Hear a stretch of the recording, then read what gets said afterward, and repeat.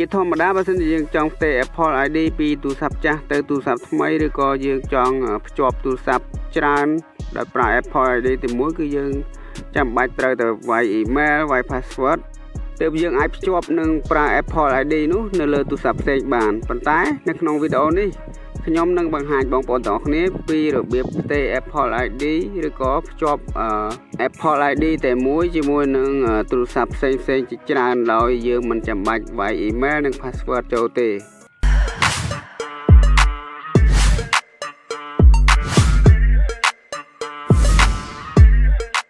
ជំរាបសួរនិងសួស្តីបងប្អូនទាំងអស់គ្នាស្វាគមន៍ជាថ្មីមកកាន់ Channel កណ្ដាល iOS តោះអញ្ចឹងឥឡូវយើងមកដឹងពីរបៀបផ្ទេរ Apple ID ពីទូរស័ព្ទមួយទៅទូរស័ព្ទមួយដោយយើងមិនចាំបាច់វាយ email និង password ទាំងអស់គ្នាជំហានដំបូងបងប្អូនត្រូវចូលមកក្នុង setting លើទូរស័ព្ទដៃថ្មីរបស់យើងដែលយើងចង់ផ្ទេរទៅហ្នឹងណាបាទអញ្ចឹងយើងចុចទៅលើទូរស័ព្ទដៃថ្មីរបស់យើងហ្នឹងបាទចុចកន្លែង setting ហើយបងប្អូនចុចកន្លែង Apple account បាទកន្លែងនេះបើសិនជាទូរស័ព្ទថ្មីរបស់យើងវាជាប់ Apple ID ផ្សេងយើងត្រូវសាញឲ្យវាចេញសិនហ្នឹងណាបាទអញ្ចឹងបងប្អូនចុចកន្លែង Apple account មកបន្ទាប់មកទៀត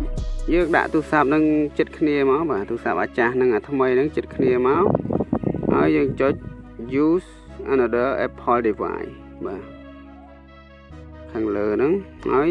គេឲ្យយើងបើក Bluetooth បាទអញ្ចឹងយើងចុច turn on and continue នេះខាងលើហ្នឹងអូខេបន្តមកទៀតវានឹង load សញ្ញានេះនៅលើទូរស័ព្ទដៃអាចាស់របស់យើងណាដែលមាន Apple ID របស់យើងអាចាស់ហ្នឹងវានឹង load ចេញជាទម្រង់បែបនេះប៉ុន្តែបើសិនជាវាអត់ load ចេញជាទម្រង់បែបនេះទេបងប្អូនត្រូវបើក Bluetooth នៅលើទូរស័ព្ទដៃអាចាស់របស់យើងជាមុនសិនបាទហើយយើងចាំធ្វើម្ដងទៀតបាទអញ្ចឹងបន្ទាប់ពីវា load ចេញបែបនេះហើយយើងចុច get start មកអូខេហើយយើង scan មុខឬក៏វាយលេខកូដមកលើទូរស័ព្ទដៃចាស់របស់យើងហ្នឹងបាទបើសិនជាយើងដាក់ណាអូខេបន្តមកទៀតយើងយកទូរស័ព្ទចាស់របស់យើងហ្នឹងដាក់ពីលើដើម្បី scan នៅកន្លែងនេះបាទសញ្ញានេះគឺជាវារបៀបដូច QR code អញ្ចឹងណាអញ្ចឹងយើងយកទូរស័ព្ទចាស់ scan ទៅលើទូរស័ព្ទថ្មីមកបាទដាក់ឲ្យចំមកកន្លែងសញ្ញាហ្នឹងបាទសញ្ញាវិលមកហ្នឹងតោះមកយើងចាំវាមក plate បាទឃើញថាវាចាប់ផ្ដើម connect គ្នាហើយបាទអូខេចាំវាបន្តិចសិនអូខេបន្តមកទៀតយើងចុចកន្លែងពាក្យថា set up for me នៅលើទូរស័ព្ទដៃចាស់របស់យើងនឹងមកបាទចុច set up for me អូខេចាំបន្តិចវាកំពុងតែដំណើរការផ្ទេរទៅហើយបាទអូខេបងប្អូនឃើញណាតែវា load អញ្ចឹងមានន័យថាជោគជ័យហើយការផ្ទេរ Apple ID របស់យើងពីទូរស័ព្ទមួយទៅទូរស័ព្ទមួយណាបាទឥឡូវយើងរងចាំវាមក plate សិនទៅបាទអញ្ចឹងនៅលើទូរស័ព្ទដៃថ្មីរបស់យើងបើសិនជាយើងបានដាក់លេខកូដយើងវាយលេខកូដបើសិនជាយើងអត់បានដាក់ទេមិនបាច់ចាំធ្វើអីវាទេបាទអញ្ចឹងដោយសារតែទូរស័ព្ទថ្មីរបស់ខ្ញុំដាក់លេខកូដខ្ញុំសូមវាយលេខកូដសិនអូខេចាំវា plate ទៀត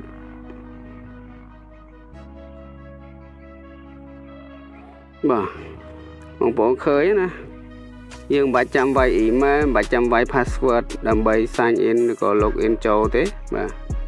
ពេលដែលយើងផ្ទេរតាមវិធីនេះគឺងាយស្រួលខ្លាំងមែនទែនបាទបងប្អូនឃើញលោតសញ្ញាគ្រីសអញ្ចឹងយើងចុចដាននៅលើទូរស័ព្ទដៃអាចាស់របស់យើងមកតែប៉ុណ្ណឹងគឺយើងអាចប្រើ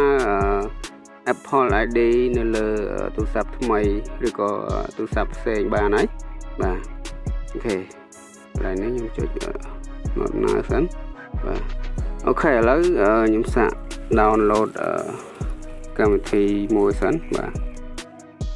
ចង់ដឹងថាយើងអាច install កម្មវិធី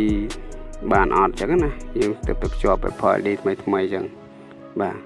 អូខេកន្លែងនេះខ្ញុំចុច not now អូខេខ្ញុំ down យកកម្មវិធីនេះចុះ